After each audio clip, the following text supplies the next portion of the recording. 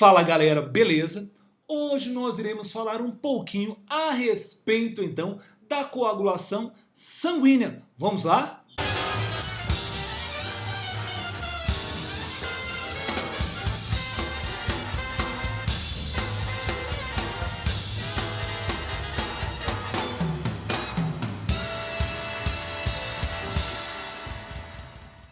Antes de falarmos propriamente de coagulação sanguínea, eu queria te indicar dois vídeos relacionados também a esse assunto.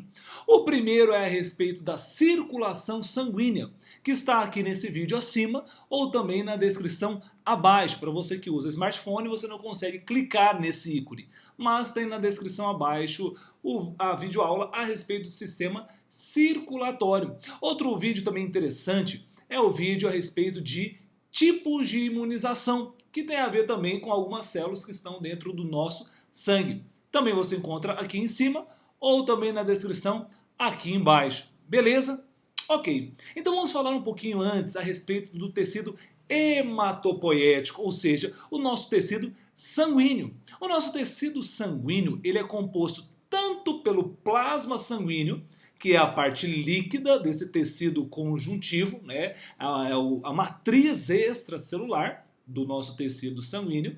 Você tem aí as hemácias, também chamadas de glóbulos vermelhos ou também de eritrócitos. E temos também os linfócitos, linfócitos que também podem ser chamados de glóbulos brancos. Na verdade, o linfócito é um tipo de leucócito, né? O leucócito é qualquer tipo de glóbulo branco, tá? E por último, nós temos um elemento que não é uma célula, tá? São fragmentos celulares que foram formados por uma célula maior chamada de megacariócito. Esse megacariócito, então, projeta alguns braços citoplasmáticos que são rompidos, formando fragmentos citoplasmáticos chamados, então, de plaquetas ou trombócitos. Então, vamos olhar uma figurinha para entender um pouquinho melhor. Vamos lá. Então aqui, a partir dessa figura, a gente consegue visualizar a formação de plaquetas, onde você tem primeiramente células-tronco, né? Essas células irão se diferenciar em megacariócitos. Esses megacariócitos, então, projetam, né, braços citoplasmáticos que começam a sofrer estrangulamento, formando então fragmentos. Esses fragmentos do megacariócito são chamados de plaquetas. Aqui também mesma coisa, você consegue ver essas células-tronco, né, que vão se diferenciar em megacariócitos, que formam projeções citoplasmáticas que vão então se fragmentar, vão sofrer então fragmentação desses pedaços, formando então as plaquetas. Beleza?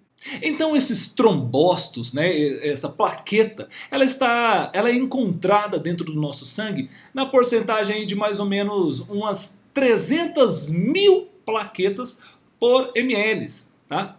Essas plaquetas, então, eles são fragmentos celulares, geralmente são ovalados, anucleados, tá? Só que eles são envoltos por uma membrana plasmática e por cima dessa membrana plasmática nós temos glicoproteínas. E essas glicoproteínas então ajudam essas células a aderirem entre si e aderirem também à região onde ocorreu uma sangria, por exemplo, um corte lesionou o tecido e ocorreu uma sangria. Então essa glicoproteína auxilia a essa adesão, essa região de ferimento, tá? Então vamos falar da coagulação sanguínea propriamente dita. Então o que vai acontecer? Quando ocorre uma lesão em um tecido e atinge um vaso sanguíneo, começa a ocorrer então uma sangria, ou seja, a perda, o extravasamento do sangue lá daquele tecido. Não é? Então as plaquetas vão começar a aderir uma à outra e posteriormente aderir à membrana, né, a parte lá do vaso sanguíneo, para que ocorra o estancamento dessa sangria. Tá? Então o que vai acontecer? Essa plaqueta ela começa a produzir a tromboplastina. E essa tromboplastina, quando então na presença de cálcio e de vitamina K, ocorrem então vários processos bioquímicos que então irão desencadear na formação de uma fibra proteica chamada de fibrina. Essa fibrina então forma uma rede. Essa rede vai então barrar a passagem das hemácias, que são os glóbulos vermelhos, e ao barrar a passagem dessas hemácias para o meio externo, quando eu falo externo é referencial ao vaso sanguíneo. Então ele estanca, ele evita a passagem dessas hemácias para fora do corpo, por exemplo, numa hemorragia externa, né, quando está extravasando o sangue para fora, então ocorrendo posteriormente a coagulação sanguínea. Então vamos verificar nessa figurinha para entender um pouquinho melhor. Vamos lá! Então por meio da figura nós conseguimos visualizar aqui. Ocorreu então a lesão desse tecido. Ao lesionar esse tecido sanguíneo, né, esse vaso sanguíneo, na verdade, começa a ocorrer o extravasamento do sangue. Então o sangue começa a sair do vaso.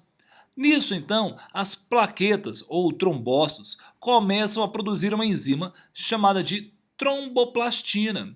Essa tromboplastina então, ao se ligar com o íon cálcio, ela vai então atuar como um catalisador, ou seja, um acelerador da reação química, fazendo com que a protrombina, que é uma enzima inativa, se transforme em trombina, que agora é uma enzima ativa. Essa trombina, então, servirá também como um catalisador, ou seja, um acelerador da reação química, fazendo com que, então, o fibrinogênio, que está inativo, se transforme em fibrina. É uma proteína toda fibrosa que vai formar, então, uma rede. Essa rede, então, impedirá com que as hemácias passem para fora da corrente sanguínea, né? Evitando, então, a perda de sangue e formando, então, um coágulo, tá? Então vamos visualizar essa figurinha agora para entender também melhor aqui, ó. Quando então ocorre o rompimento de um vaso, olha lá, o extravasamento do sangue, as hemácias estão saindo, né? As hemácias estão saindo. O que vai acontecer então? As plaquetas começam então a migrar para essa região da lesão, né? Começam a unir uma a outra, tá? Porque o glicocálice auxilia, né, essas glicoproteínas, na verdade, começam a auxiliar a adesão entre essas plaquetas, tá? E também aderir as plaquetas à parede do vaso. Então elas migram, começam a se unir aqui e depois ocorre todo o processo bioquímico que nós já acabamos de falar, formando então essa fibrina. Essa fibrina então não deixa as hemácias passar, então tá vendo? A hemácia chegou aqui e ficou preso nessa fibrina. Ao ficar preso, forma então o coágulo, evitando então com que o sangue saia desse vaso sanguíneo. Essa imagem é a mesma coisa. Então, ocorreu a lesão desse vaso sanguíneo, as hemácias começam a sair, né? Claro que não é só as hemácias, né? Começa a sair todo o elemento do sangue, a hemácia, o plasma, os leucócitos.